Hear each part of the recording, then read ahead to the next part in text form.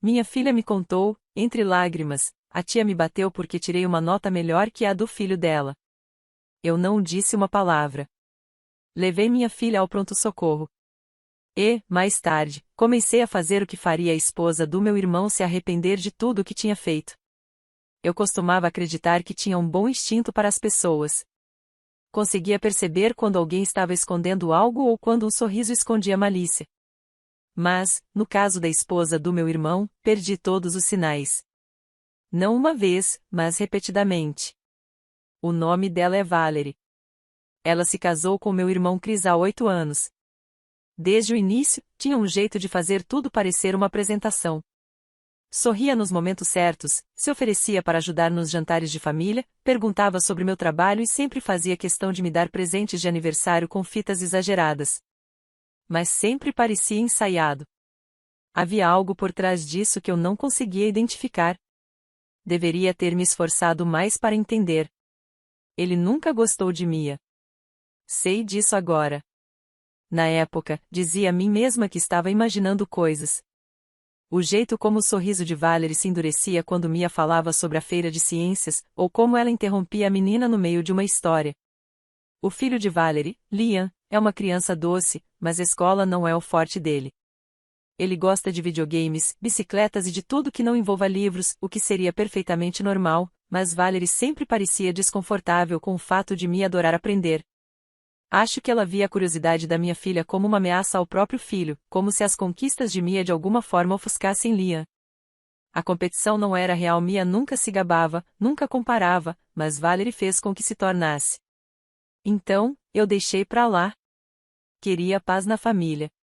Queria acreditar que, no fundo, Valerie simplesmente não sabia como se conectar com minha filha. Convenci a mim mesma de que tudo estava bem, até aquela terça-feira. Tive uma reunião tarde no trabalho e perguntei ao Chris se a Mia poderia ficar com eles depois da escola. Ela já tinha ficado lá antes e nada nunca parecia estranho. Quando fui buscá-la, ela estava cansada, mas pensei que fosse apenas um dia longo. Entrou no carro em silêncio, ficou olhando pela janela durante todo o trajeto, e quando entreguei seu sanduíche favorito da lanchonete, ela apenas o segurou. Fiquei olhando para ela de vez em quando, perguntando se estava tudo bem. Ela assentiu, disse que só estava cansada. Em casa, ela se dirigiu ao banheiro para tomar banho, mas então parou na porta. Foi quando eu vi. Um rápido flash de pele quando sua blusa levantou. Uma marca roxa, profunda e feia, se espalhando sob as costelas. Perguntei o que havia acontecido. No começo, ela congelou. Eu podia ver que estava calculando o que dizer. Então as lágrimas vieram rápidas e fortes, e junto com elas, a verdade. Ela me contou que naquele dia havia recebido o resultado do quiz de ciências, 98%. Ela estava orgulhosa e tinha todo o direito de estar. Disse que mostrou a prova para o Liam depois da escola, esperando que pudessem conversar sobre o assunto, talvez até estudar juntos da próxima vez. Aparentemente, Valerie tinha visto a prova e fez um comentário tipo: legal, mas ciência não importa muito, a menos que você vá ser médica. Mia deu de ombros, mas Liam fez uma piada sobre nunca conseguir tirar uma nota dessas. Mia riu, não dele, apenas nervosamente. Foi então que Valerie disse para ela não se comportar como se fosse melhor que ninguém. Mais tarde, quando Mia foi buscar a mochila no corredor, Valerie a seguiu. Disse que ela precisava parar de se exibir, que era rude fazer a prima se sentir estúpida. E então bateu nela na lateral do corpo. Não foi um tapa, nem um empurrão, foi um soco. Eu ouvi tudo. Não interrompi. Não fiz perguntas. Apenas peguei minhas chaves, disse para mim entrar no carro e dirigi direto para o pronto-socorro. Eles a examinaram, documentaram os hematomas e perguntaram se ela se sentia segura em casa. Eu contei tudo o que aconteceu. Uma enfermeira discretamente se afastou e fez uma ligação. Quando saímos, o boletim já havia sido registrado. Naquela noite, meu telefone tocou 5 vezes. Chris ligou, mas eu não atendi. Sentei-me à mesa da cozinha enquanto Mia dormia no quarto, relendo as anotações da alta médica. Suspeita de lesão não acidental. Sinal de possível abuso. Pensei em todos os comentários que Valerie tinha feito ao longo dos anos. Cada vez que dizia que Mia era intensa demais, sensível demais, inteligente demais para o próprio bem. Pensei em como eu tinha permitido que ela tomasse conta da minha filha. Pensei em como deixei Mia acreditar que aquilo era normal. Fiquei acordada até de manhã. Eu não ia deixar isso desaparecer. Não ia aceitar um pedido de desculpas, nem uma conversa de família. Valerie tinha ultrapassado um limite, e eu iria garantir que ela nunca chegasse perto da minha filha de novo. O que eu não sabia, naquela hora, era o quanto tudo isso iria se aprofundar, quanto viria à tona, quantas pessoas tinham ficado caladas da mesma forma que eu. Mas agora, eu não tinha nenhuma dúvida. Eu ia destruí-la. Na manhã seguinte, não liguei para Chris. Eu não devia isso a ele. O que fiz foi ligar para uma advogada. O nome dela era Dana Marques, e ela não era barata. Mas eu não estava jogando na defensiva. Queria alguém que entendesse de guarda, agressão doméstica e de como conduzir um caso quando a agressora não é cônjuge, mas parente. Expliquei tudo, e quando mencionei que o pronto-socorro já tinha feito o relatório oficial, Dana fez uma pausa e perguntou se eu queria prestar queixa. Sim, eu queria que Valerie fosse processada. Eu queria que ela perdesse tudo. Nos encontramos no mesmo dia. Dana me explicou os próximos passos: registrar formalmente o depoimento da Mia, contatar o conselho tutelar, pedir uma ordem de restrição e me preparar para possíveis reações da família do meu irmão. Ela não adoçou nada. Ia ser feio. Mas também me disse algo que eu não esperava: aquele não seria o primeiro caso dela envolvendo alguém como Valerie. Naquela noite, finalmente atendi a ligação do Chris. Pedi que ele viesse sem a Valerie. Ele apareceu com a cara de quem também não havia dormido. Sentou-se à mesa da cozinha como sempre fazia, mas eu não ofereci café. Não sorri. Contei tudo o que Mia tinha me contado. Primeiro, ele só ficou me encarando. Então ele riu, como se aquilo simplesmente não pudesse ser verdade. Disse que a Valerie jamais faria algo assim, que a Mia devia ter entendido errado. Talvez tivesse caído. Talvez tivesse se machucado brincando com o Liam. Entreguei a ele uma cópia do relatório do pronto-socorro. As mãos dele tremeram quando leu as palavras: suspeita de abuso infantil. Ele me perguntou se eu realmente ia envolver a polícia. Eu não respondi. Não precisava. Eles já estavam envolvidos. Ele foi embora depois de 10 minutos. Sem se despedir. 2 dias depois, o conselho tutelar veio até nossa porta. Visita de rotina. Conversaram com a Mia em particular.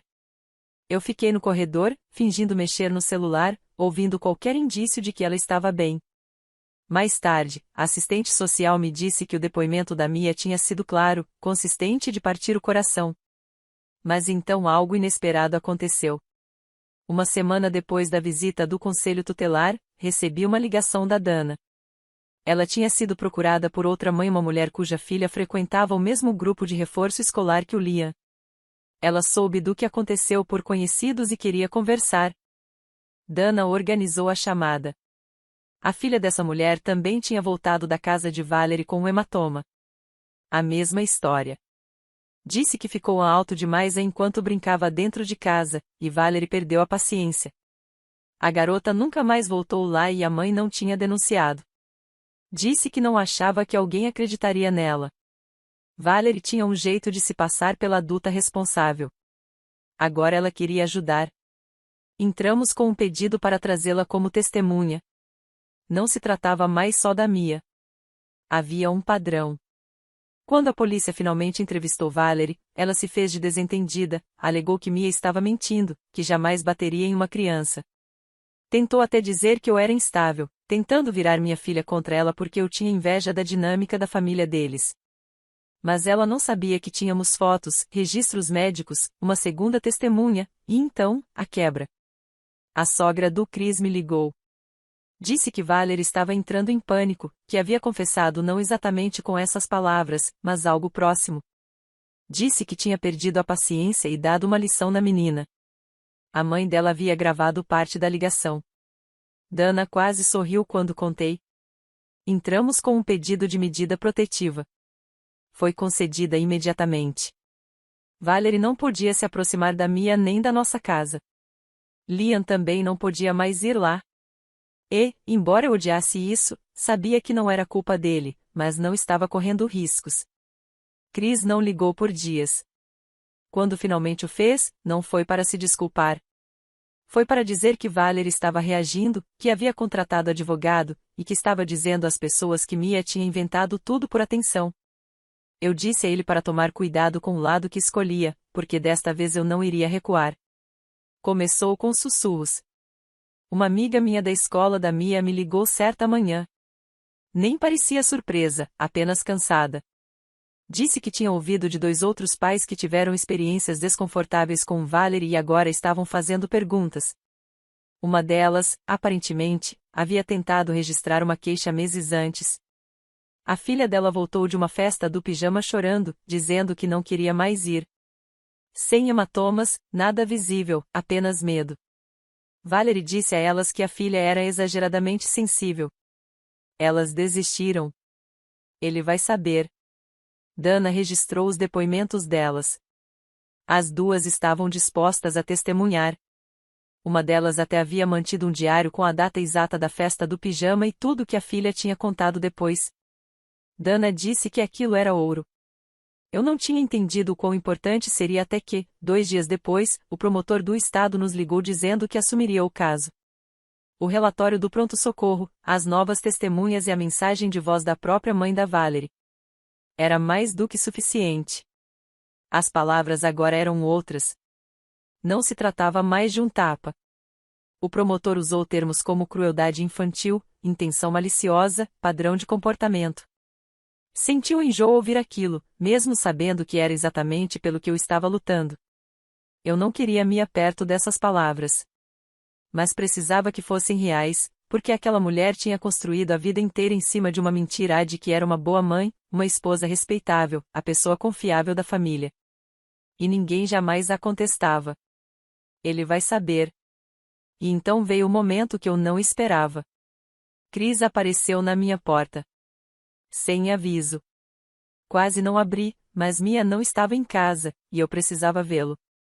Ele parecia vazio, não com raiva, não na defensiva, apenas quebrado.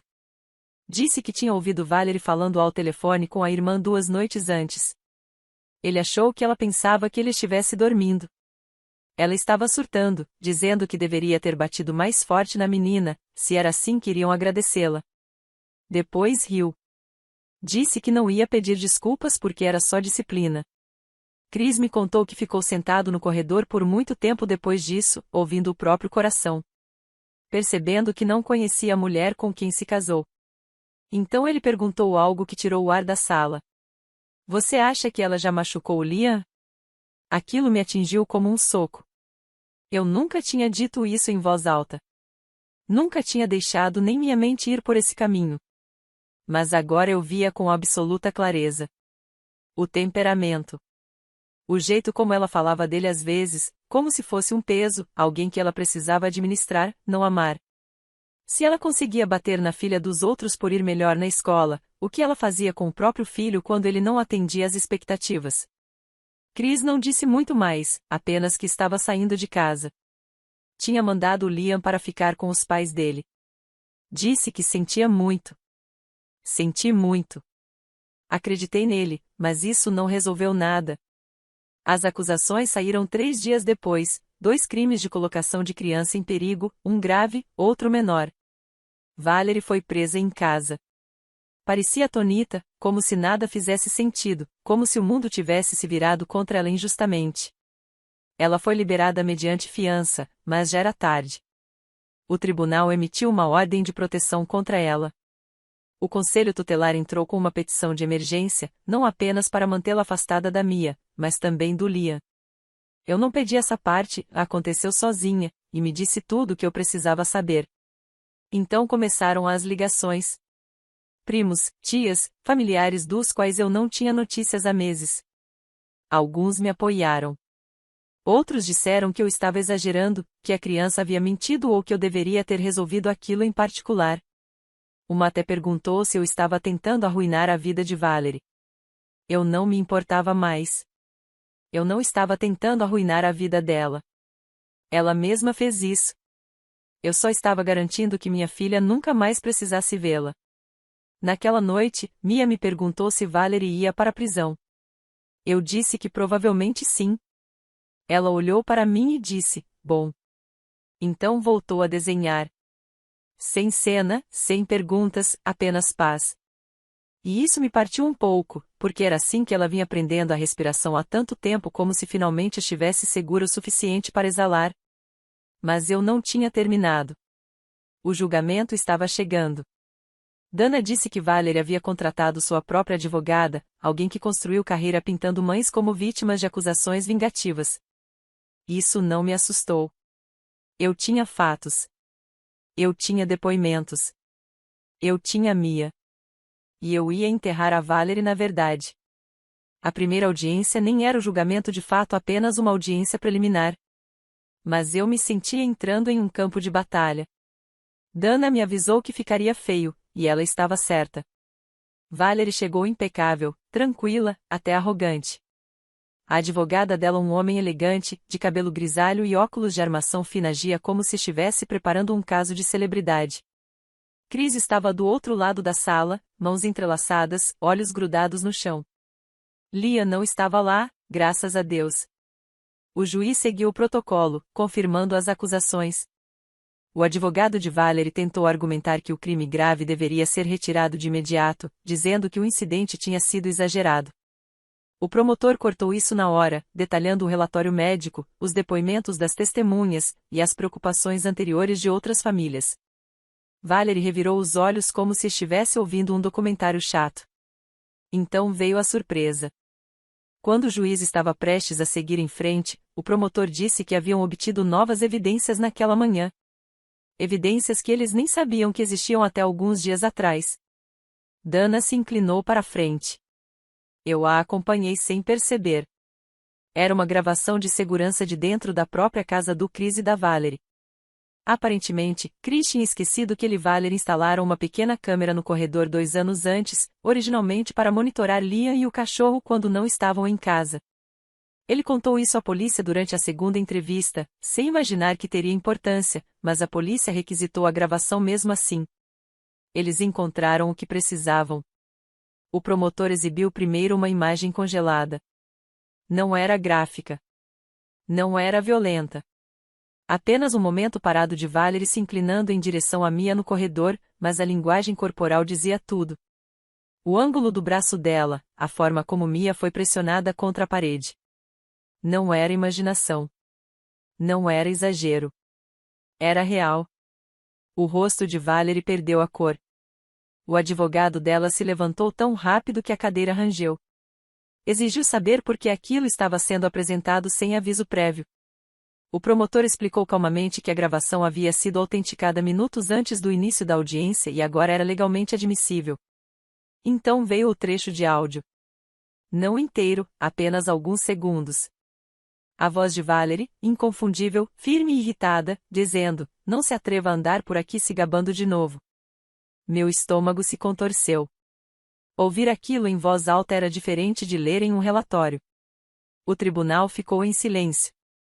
Até o juiz parecia atônito. Chris apoiou a cabeça nas mãos. Valerie finalmente desmoronou. Soltou algo como isso foi tirado de contexto. O juiz a advertiu a permanecer em silêncio. O advogado segurou seu braço para calá-la, mas ela se afastou e disse que nunca quis machucar ninguém. Alto o suficiente para todos ouvirem. Dana escreveu algo em seu bloco e deslizou para mim, ela acabou de admitir. O juiz reagendou tudo para uma audiência formal de acusação e concedeu uma ordem de restrição estendida. E então acrescentou algo que eu não esperava. Por causa das novas evidências, a promotoria adicionaria uma acusação extra: causar dano intencional a menor de idade. Valerie não saiu da sala parecendo arrogante. Parecia alguém que finalmente percebeu que não era intocável. Saímos em silêncio, mas antes de chegar ao estacionamento, uma das tias do Chris me parou. Abraçou-me e sussurrou que sempre suspeitou que algo estava errado e se desculpou por não ter falado antes. Outro membro da família me enviou uma mensagem mais tarde, dizendo que estava rezando por Mia. Aos poucos, a divisão na família começou a se inclinar para o meu lado, mas a maior surpresa só veio naquela noite. Chris ligou e disse que tinha voltado à casa para pegar algumas coisas do Liam. E, enquanto procurava em uma das gavetas do escritório de Valerie, encontrou algo, um caderno, com a letra do Liam, uma lista de regras que ele havia escrito para si mesmo. Regras como, não deixar a mamãe brava, não mostrar meus testes se forem ruins, não falar demais quando ela estiver limpando. E então, a que fez Chris desabar ao telefone, não chore se ela ficar chateada. Sentei-me ali, segurando a bancada, ouvindo meu irmão soluçar pela primeira vez desde que éramos crianças. Ele disse que não sabia. Que deveria ter sabido. Que havia falhado com o próprio filho. Naquele momento, percebi que essa história não era mais sobre vingança.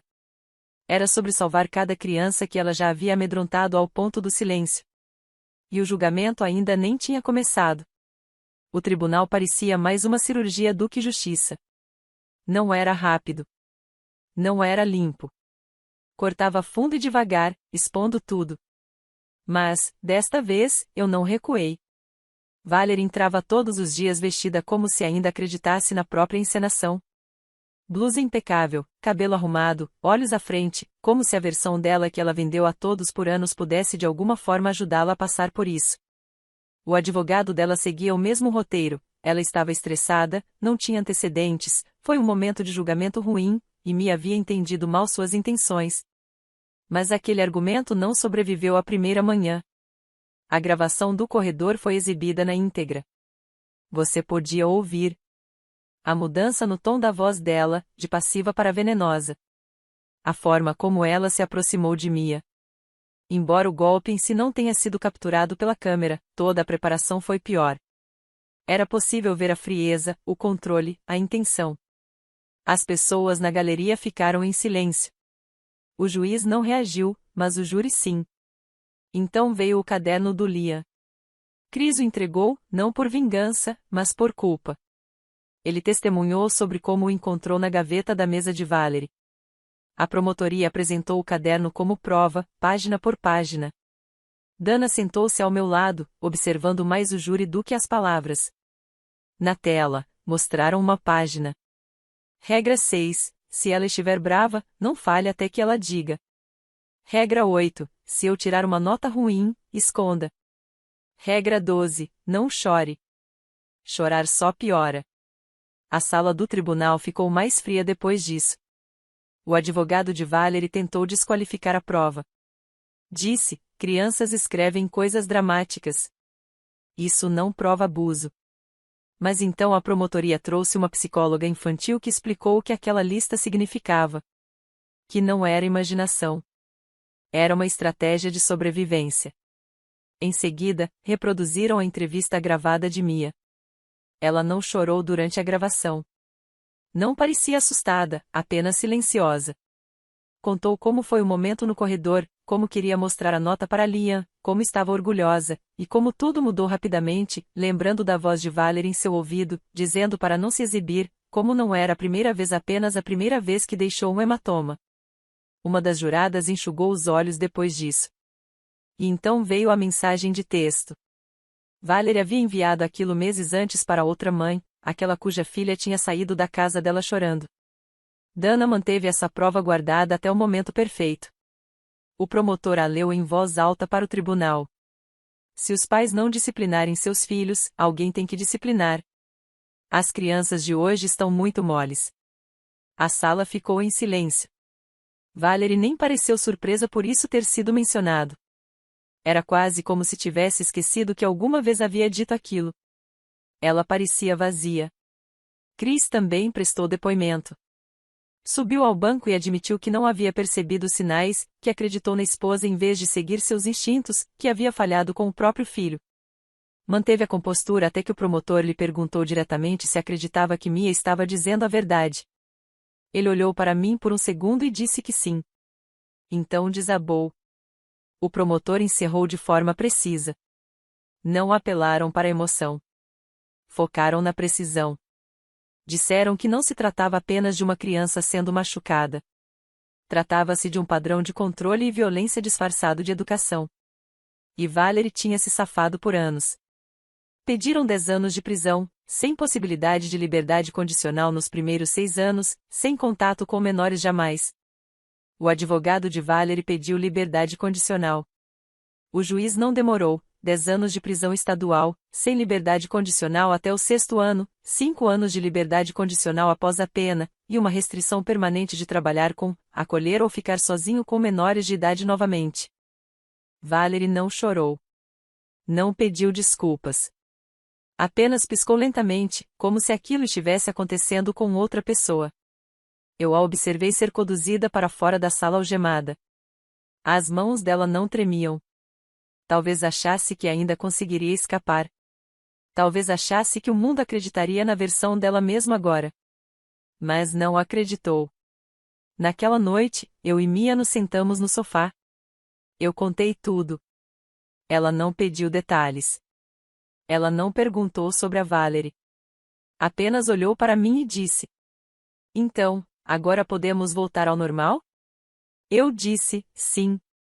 Então ela perguntou se poderíamos ir à biblioteca no dia seguinte. Queria pegar um livro sobre geologia. E, naquele momento, tudo voltou ao lugar. O ar parecia limpo de novo. E eu soube que não era apenas o fim de algo. Era o começo do mundo que ela merecia. O dia de ação de graças foi silencioso naquele ano. Ficamos em casa, só nós duas. Sem mesa grande, sem cadeiras dobráveis, sem o barulho de futebol da sala de estar. Assei um frango porque nenhuma de nós gostava de peru, e passamos a maior parte do dia jogando jogos de tabuleiro no chão. Ela me venceu 3 vezes seguidas. Foi perfeito. E então, 2 semanas antes do Natal, Chris ligou. Eu não tinha notícias dele desde a sentença. Ele me mandou uma mensagem curta agradecendo por ter protegido o Liam também, mas eu não tinha respondido. Não sabia o que dizer a um homem que viveu ao lado de tudo aquilo e não fez nada até que fosse tarde demais. Mas agora ele ligava pedindo se poderíamos ir à casa dos pais dele para um jantar pequeno.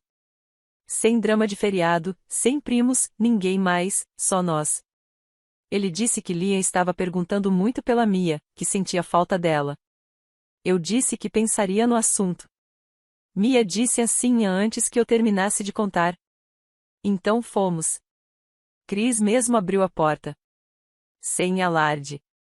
Parecia mais velho, como se tivesse envelhecido 1 década e 6 meses, mas de algum jeito também mais leve, como se o peso que carregava finalmente tivesse sido reconhecido. Liam saiu correndo da cozinha e abraçou a Mia como se não a visse há anos. Eles desapareceram pelo corredor, provavelmente para falar sobre a escola, Minecraft ou qualquer outra coisa que costumavam compartilhar. Nós ficamos na sala de estar. Os pais dele trouxeram chá e depois nos deram espaço. Chris não enrolou. Apenas disse que estava arrependido, mas não aquele tipo de arrependimento que as pessoas dizem só para encerrar a conversa. Ele me contou que tinha medo, que uma parte dele percebia algumas coisas, pequenos sinais, mas que deixava-se acreditar nas desculpas da Valerie que Liam era dramático, que Mia estava se exibindo, que eu era superprotetora. Ele disse que já tinha visto Valerie perder a paciência antes. Que uma vez, quando Liam tinha tirado a 100 em uma prova de matemática, Valerie o fez sentar à mesa sem jantar até terminar a tarefa, para provar que sabia a matéria. Ele disse que lembrou de ter achado aquilo cruel. E depois, não fez nada. Era isso que o assombrava, disse ele, não o que ela fez, mas o que ele não fez. Ele contou que encontrar aquele caderno foi a pior e a melhor coisa que já aconteceu com ele, porque foi o momento em que parou de defendê-la. O momento em que começou a ver o próprio filho com clareza. Ele disse que está fazendo terapia agora. Liam também. Ele não deixa aquilo ser esquecido. Não tenta justificar. E disse algo que nunca vou esquecer. Você salvou os dois. Você não salvou apenas a Mia. Salvou meu filho de uma vida que eu nem percebia que estava obrigando-o a sobreviver. Não chorei. Não porque não estivesse emocionada, mas porque não tinha mais energia para lágrimas. Parecia mais pesado do que chorar. Como se o peso de todo o último ano estivesse finalmente se assentando. Comemos. Rimos um pouco. Mia e Liam desapareceram na cozinha para a sobremesa, e Chris me mostrou um desenho que Liam fez na terapia, ele e Mia, ao lado de um grande vulcão vermelho, sorrindo. Ele disse: Aparentemente, Mia é a razão de Liam querer começar a se sair melhor na escola. Eu disse para ele guardar isso. Antes de sairmos, Chris nos acompanhou até a porta. A noite estava fria e havia geada nos vidros do carro. Ele olhou para Mia, depois para mim, e disse algo que ainda não havia dito até então. Eu acredito nela. Em cada palavra. Só queria ter acreditado antes. Mia não disse nada. Ele não precisava. Ela deslizou a mão na minha, e voltamos para casa.